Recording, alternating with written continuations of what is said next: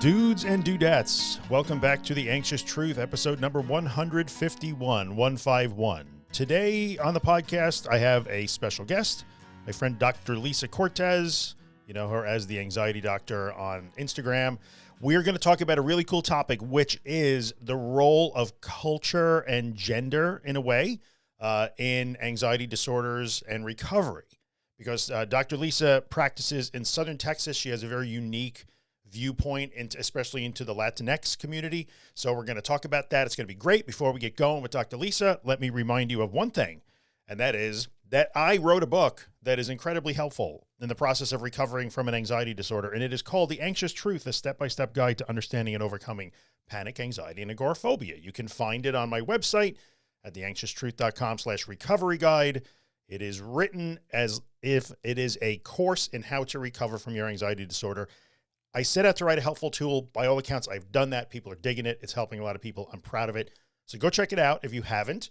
And if you have checked it out and you haven't and you're using it, maybe head on over to Amazon if you're digging it and write me a review, because that helps me out too, and I appreciate that. All right, let's get cooking with Dr. Lisa. This is going to be a good topic. I know you guys are going to enjoy it, and I will see you after the interview to wrap things up. All right, ladies and gentlemen, I have with me here Dr. Lisa Cortez, my friend from Texas. What up, Dr. Lisa? Yay, Texas. What up? What up? How you doing down there? You guys went through some crazy nonsense for a little It while. was crazy for an entire week, which Yeah. we've never had in my 44 years. We've never had, that severe cold here in deep South Texas because it's always hot. Yeah. But we survived. We're now, I think yesterday it was about 85 degrees, which is crazy. We were at like 21 Yeah. last week, or 2 weeks ago, but Yeah. we survived. To 85. Yeah, you guys don't kid around down there. Yeah. So what we're going to talk about today, as I said in the intro, we're going to address some cultural and some gender roles, maybe some faith-based issues as they relate to anxiety disorders and recovery. And Dr. Lisa has a very unique qualification in that where she is, where she practices, and who she practices with, right? So tell us where you are and who you're interacting with so often. So I'm in deep South Texas, which it's a border town bordering Mexico, obviously. 93% of the population here is Mexican American, which is crazy, right? Yeah. Because you think, it's America and it's very few Anglos and Blacks and Asians that live here. Right. So just imagine me coming back from, I left to San Antonio to study, and I wanted to come down here to open up my practice and to work here. Yeah. You grew up there? When I started. Is that where you grew up? That's where you're from initially? So yeah. I'm born and raised, left a few years to study and then came back. Yeah. When I came back, there was about 3 therapists here in this, very big. I mean, it's about 1.5 million people. With 3 in therapists. The Rio Grande Valley. Yeah. Good 3 job. Therapists. That was maybe 20 years ago. Wow. Now we have about a little over 100. Okay. Still not a lot for 1.5 million Still people. not a lot, Yeah.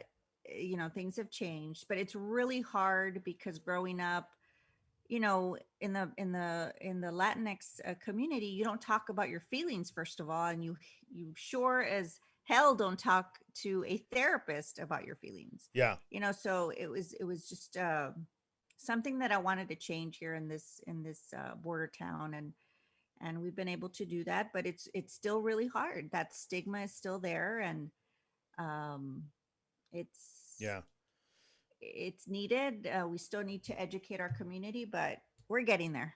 Let's define that Latinx thing. So in your part of the world, it's Mexican American predominantly. Yes. But we could expand that, right? Yeah. I mean, pretty much that culture is, I mean, I understand that it's not homogeneous, of course, where you are, colors where, your beliefs and your culture, but, are you feeling that there's a bit of consistency across whether you're from Mexico, whether you're from Central America, whether you're from Puerto Rico, whether you're from Cuba? I would imagine that there's similar threads, yes? Yes, it's basically the same. Like, I think it has to do a lot with machismo, religion, just, I feel that for the Mexican Americans that live here in the United States, it's always about what are people going to think. And so you're raised in this, fear of don't let people see your weakness, and they see weakness as, talking about your feelings or anxiety or anything else that they feel is weakness. um I truly believe that it's because it's almost like we're not accepted anywhere. If I go to Mexico, I'm a gringa. They think I'm this white girl. Yeah. And here in the United States, we're Mexican Americans. So it's just kind of like our parents raise us to just kind of be aware of that, and to always try harder, and don't let people see your weakness. Don't let people, Yeah. you know, just always trying to fit in. And that's not even a mental health thing. I mean, clearly it has mental health impacts. It's just a societal thing. Like, you got to be Yes. strong so we can make our place and be accepted and have our voices heard and all of those things. Yep. Yeah. Yeah. I mean, I've heard the topic, I've been involved in some interesting discussions about lack of representation in your community, in terms of in legislatures and policymaking bodies. And you're in a state full of Latinx culture with very little representation in the legislature in comparison. So I could see where that could become pervasive. Like, no, we can't show that there's any problems here. Like, don't talk about your problems. So, Yep. yeah.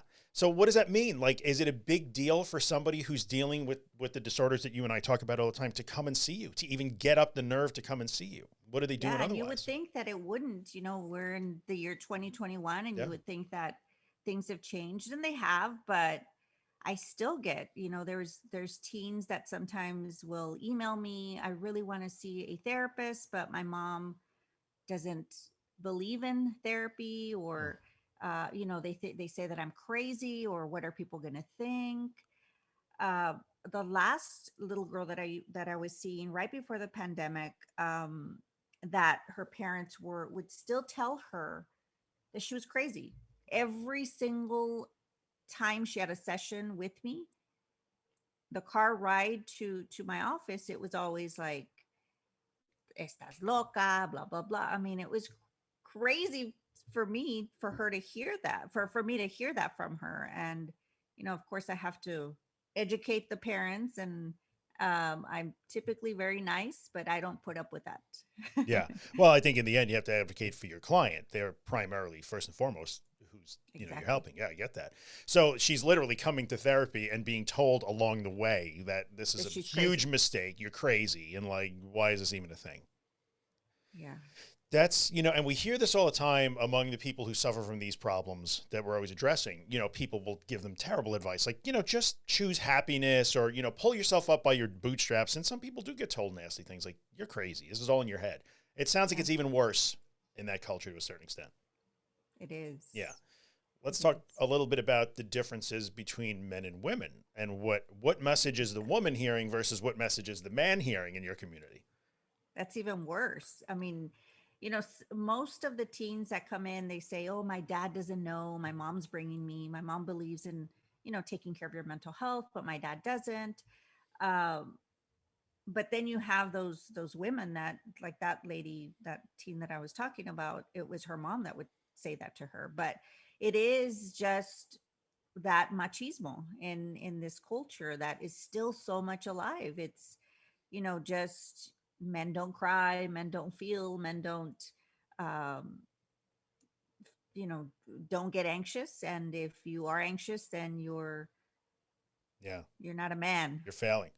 What's so interesting is, for me, having grown up Italian American, so I'm second, I'm Kind of third, similar. very Mhm. similar, very similar. And it's interesting, even in popular culture, there was a couple of movies that Robert De Niro made with Billy Crystal not too long ago, was Analyze This and Analyze That, Oh yeah. which are very funny movies. Robert De Niro plays a mob boss. So he's got that whole Italian American thing going on throughout the movie. And when he starts having panic attacks and he goes to see Billy Crystal, it has to be on the QT because Billy Crystal is a therapist. And he says, Billy Crystal says, you're having panic attacks. And the De Niro character looks and says, do I look like the kind of guy that panics to you? Like, he cannot admit it, cannot admit it. Now, first of all, because of his position in the mob, but Yeah. that's as pervasive in this culture also, in the Italian American Hmm. culture. I think it's very similar. So, Yeah. yeah. Now that's The what's you know, funny, what's funny though, is that in the past maybe 6 or 7 years, the majority of my patients prior to the pandemic, I think they're kind of not wanting to do video, or but it was the past 6 or 7 years, the majority of my patients were men. that's amazing. Really? Yep. So they would, so you were treating more men than women for a long time. It's severe anxiety. And not only like men, it was Yeah. younger kids too, teens. Yeah. Yeah. Now, why do you think that is? Like, women are clearly, I'm going to say that women are suffering from the same problems, but what are the stigmas in your community in terms of women then? Yeah, we talked a little bit before we went on the air about, oh, Hmm. heaven forbid you do something for yourself. Is that part of Yeah, it? no. So women here in the Latinx, Mexican American Latinx culture, it's you're a wife and you're a mother. That's your main priority, and anyone that goes and hangs out with their friends or does any type of self care for themselves is seen as you're a bad mother. How can you do that? Oh, Which is crazy. yeah, It's crazy to me, but that pressure of you never doing anything for yourself is there because, again, Ryan. what are people going to think? That's so difficult too, because first of all, even just going and engaging the aid of a professional like you is doing something for yourself. And it's a thing you have to insert into your weekly routine. And then, as we both know, the work of recovering from an anxiety disorder is all about doing work for yourself. So, I had to Yep. write about that in the book. Like, you're going to have to make this a priority and get it into your life and get everybody on board. So I'm guessing there's family pressures and, peer pressures to not. No, that shouldn't be any routine. Your routine is all about your Yeah. kids and your husband and your family first.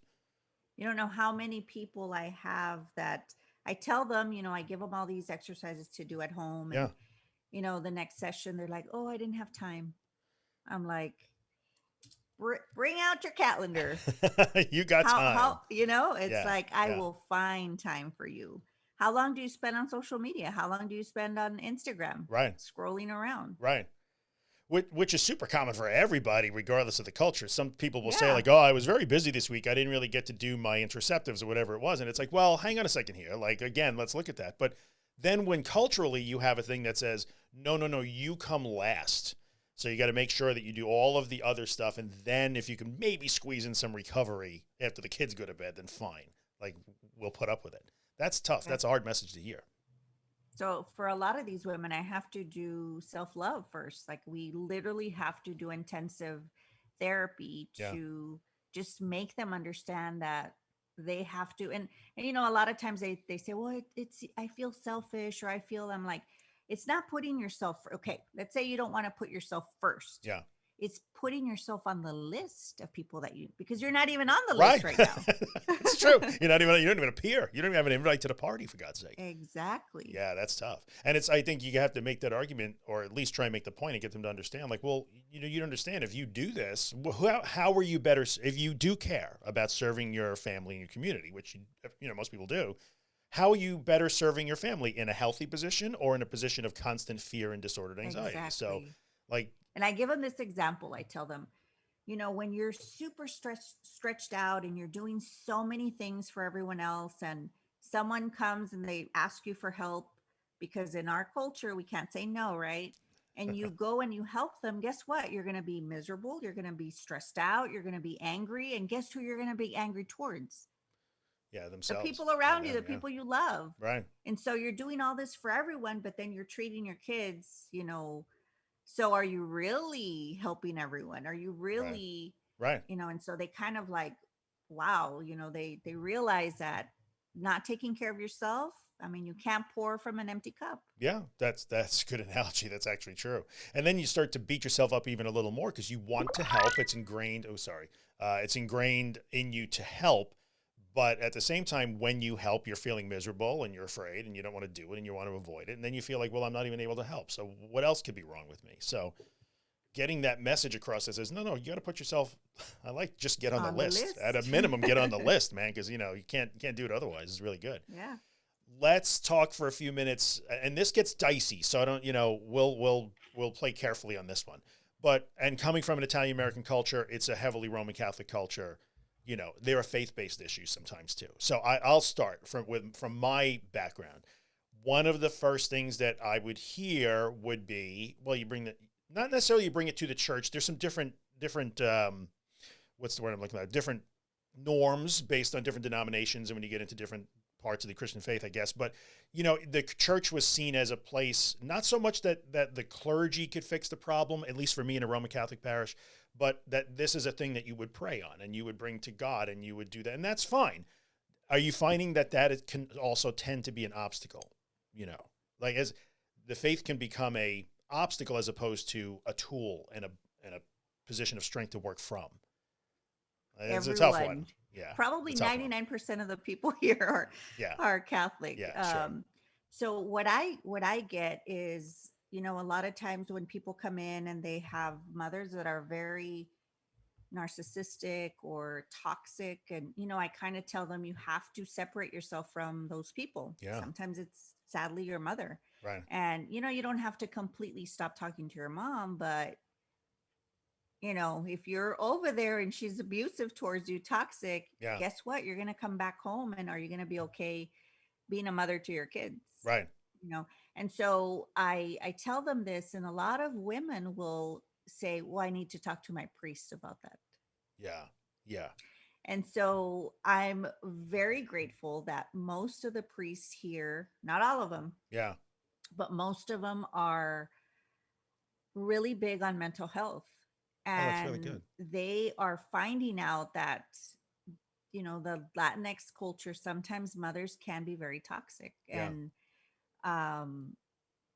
they tell them your therapist is right. Oh, that's hugely helpful. That's really good. Yeah. It's really good. I've seen that pervasive in sometimes where there's almost a fear that because the faith is so ingrained in the family structure and the societal structure. And that's great. I truly believe that the Catholic religion uses fear, and it's like Catholics are probably more likely to be anxious because they use fear to help raise you. It's like kind of. Yeah. It is. Yeah, I hear you. I mean, clearly you grew up in it. I grew up in it, and there's that, and look, it goes, we can, there's a whole history thing, but look, you don't have to go back a few hundreds of years, not thousands of years, hundreds of years. Like, we are the single most powerful force in the universe. Do not forget that. So much of it does stem from that. That's true. And I think that's that pervasive thing that says, well, this should be a cornerstone of my recovery. So why am I not able to solve this within the context of the church as it exists in my family, my community, my whatever? And so sometimes I see that, and I'm guessing, that could be a problem too. I have to bring it first to the church. And as long as you can get the cooperation, if the local clergy is well-versed and they're really taking care of their people, that's a good thing. Yeah. So many crazy obstacles, not crazy, but real cultural. They're real to your patients. I'm sure you are asking them to go against some very deeply ingrained norms and systems that they feel they need to conform to be accepted and loved in the community and the family. Yeah. So that's got to be an exercise by itself. So if you're dealing with panic attacks, agoraphobia, GAD, whatever it is, now on top of that, you have to start separating yourself from these norms that make you feel grounded and safe. Difficult. My work is hard here in my Latinx community. I think it is. I've already done this for so long that, of course, 20 years ago, because I've been doing this for a little over 20 years, 21 years, I think. It was hard, but I've learned so much from my clients and so much from, the culture and I'm good at what I do. So I know what to say, and I know how to get them to understand and open their eyes that it's important for them to take care of themselves. So yeah, that's great. Do you think it's be helpful if somebody who's got this problem? I think, cultural influences do matter. So you got to imagine you have a leg up. I mean, if I were to move to where you are and put out a shingle, how would I be perceived? So in my building, there was this one therapist, Anglo guy. And I mean, I was busy all the time, me and the other therapist. And there was three therapists there, and people wouldn't he would get maybe 2 or 3 a week, which is nothing. I mean, I see literally like 10 to 12 a day. You're doing 10 sessions a day? Man, respect to you, my friend. Boom, fist bump. I know. That is no joke. Okay. But they wouldn't stay, it was just like maybe they would stay for 1 or 2 sessions, and that's it. And yeah. So it's really hard. I mean, we do have maybe 5% Anglo population here, but that's it. I guess that makes sense. People will naturally gravitate to people who are like them. We have that natural bias built into us, I guess. And if you're going to be asked to do things that are difficult from a cultural or societal standpoint because of the community you're in, it's a lot easier to be asked by somebody who's also in the community. Like, no, I understand this is going to make you're going to get some shit for Yeah. doing what I'm telling you, but we got to do it anyway. So, Yep. yeah, very good. You want anything else on this one? And then I want to get to the little packet. They can't see you because Lisa and I can see each other, but you guys can't see her. I want to talk a little bit about the other thing. Just with the men, like I said, the last few years it was more men that were reaching out, and I was seeing they were of course reluctant to come, but they were the ones that would listen to me. As far as if I told them to do something, they would come back the next week. I did it, and it was amazing. And Yeah. so they listen more of homework, and so they're more open to getting rid of their anxiety faster.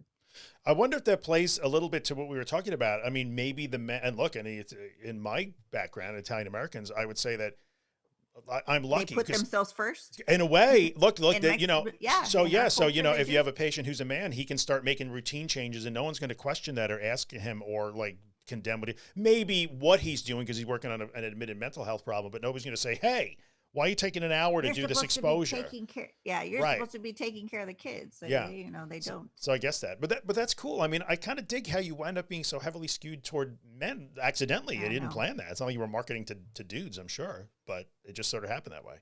It just happened. Yeah. That's good. And young people, I dig that too. I'm glad they're coming to get help. It's a good Yeah. thing.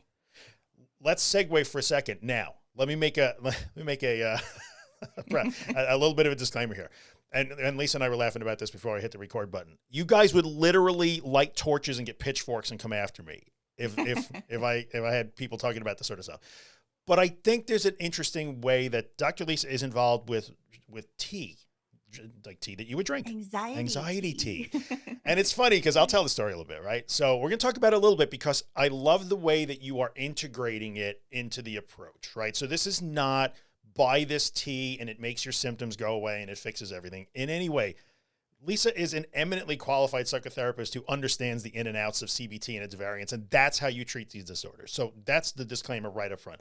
But I dig how you got into the tea thing as a segue to get people into the program, if you will, quote unquote.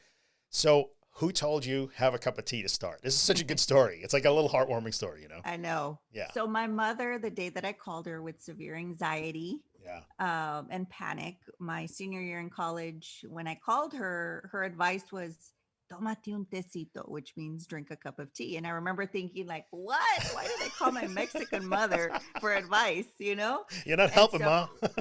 it's a story that I've been saying for many years. When I do public speaking and my podcast, I've Yeah. talked about this. But every time I did that, people would literally ask me, "What tea did you drink?" And I'm like, Of course. literally, I'm telling you that you can't cure your anxiety with a cup of tea. Yeah. But this is how I started incorporating tea because in I think it's just because they're still not sure about therapy. Yeah. They feel like they need something. Okay. These people believe in Vicks, but they don't believe in therapy. It's so I felt like I needed to do something. Wait, to let's stop for a second. Vicks, like the menthol stuff that you put under your nose? So there's a joke. I mean, you can look it up that Mexican mothers want to cure everything with Vicks. Vicks Vaporub. It's in Spanish. It's called Vaporub, vapor rub. Yeah, and love it's it. true. I mean, you get sick, and they're like, put some Vicks under your feet and put some Vicks under your nose Yeah, and put yeah. some on your chest. And so it's either tea or Vicks that they want to cure everything with. Yeah, with but that. that's not necessarily a bad thing. So if you can get them into the practice of like sit down, be Yeah, mindful, because, I have a mean, cup of tea. most, the teas, there are a lot of herbs out there that can promote, calmness Yeah, and sure. make you feel better. But of course, they're not going to cure your anxiety. Right. But with the tea that I created, it's an adaptogen, so it helps with the nervous system. Yeah, And yeah. but when they buy my tea, they don't only get the tea, because remember, it doesn't cure your anxiety. Right. They actually get my teachings and some the exercises and that I Yeah. teach my clients, and eventually encourage them to do the exposure therapy that is much needed to finally Yeah.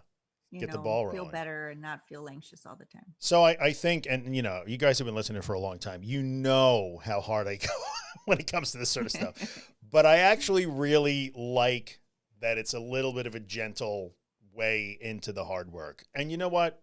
We talked a bit before we started recording also. Like, when you are in the grips of these disorders and you're so down on yourself and you feel like you're incapable of anything, the simple, and I use this example all the time. Well, I guess you'll have to just make lunch while you're anxious.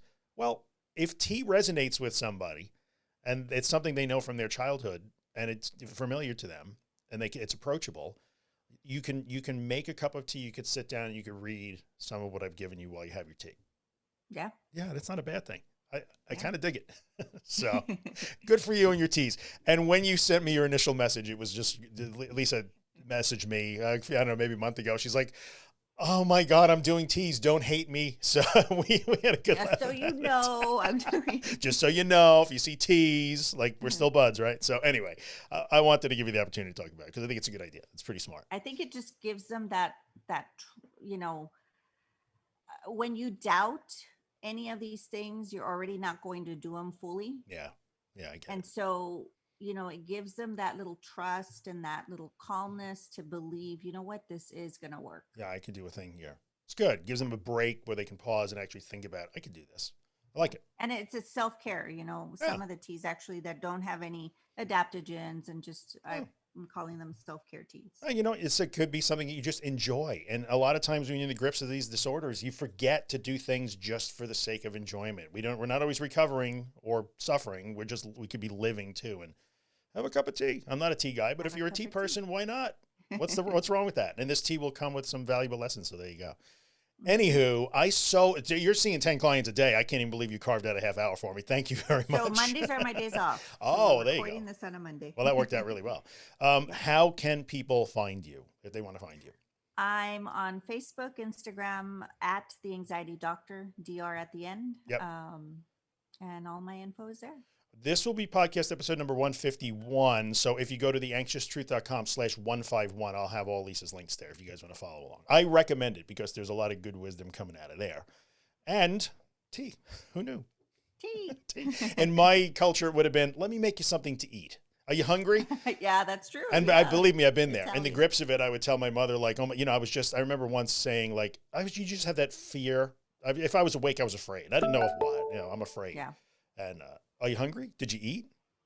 Dude, thanks, Mom. Like, yeah, I'm fine. I don't need anything to eat right now. I feel like my heart's about to stop. So anyway, I get it. But anyway, thanks for coming by. Really super useful, good conversation. We'll do it again sometime. And you guys go follow Dr. Lisa. She's a good person. Hey, thank you for having me. Yeah, see you later. Don't hate me. I won't hate you. I believe me, I don't hate you. We're still buds. All right, I'll be back in a second to wrap it up, guys. All right, we are back. That was a good discussion. That was a good 20 minutes or so. Covered a lot of good ground. Hopefully you guys found it useful. Like I said, if you go to theanxioustruth.com/151, I will have all Dr. Lisa's links there. Check her out. She has a good Instagram account. I follow her, and that's how we met each other. So she's one of the good ones. She's going to give you good information, so go check it out. Before we go, I'm start playing Afterglow here because that's what I do when we leave. Before we go, let me turn it up. I like this song. I really do. Anyway, before we go, I'm going to ask you the same favor that I always do. If you're listening to the podcast on iTunes or any platform that lets you rate and review the podcast, leave a rating. Leave 4 and 5 stars. 5 stars, preferably. If 5, leave the highest one, whatever that is. How's that? That's what I'm going to ask you to do. And if you have an extra 2 or 3 minutes, write a short review of the podcast because that's what helps other people find it. And I appreciate when you guys do it. You're always very kind in the words that you put out there when you talk about me. And I really do appreciate, even though kind of makes me squirm and I hate to ask. Anywho, as usual, we'll be back next week. I'm going to play you out with Afterglow by my buddy Ben Drake. You can find Ben at facebook.com/Ben Drake Music. Check him out. He's a talented dude that makes good music. You're going to like it. Thanks, Ben, for letting me use the tune. And I'll see you guys in the next episode. And as always, I will remind you that this is the way. It's all around you. You can breathe it in. Where your story begins. You got the feeling that you're gonna win.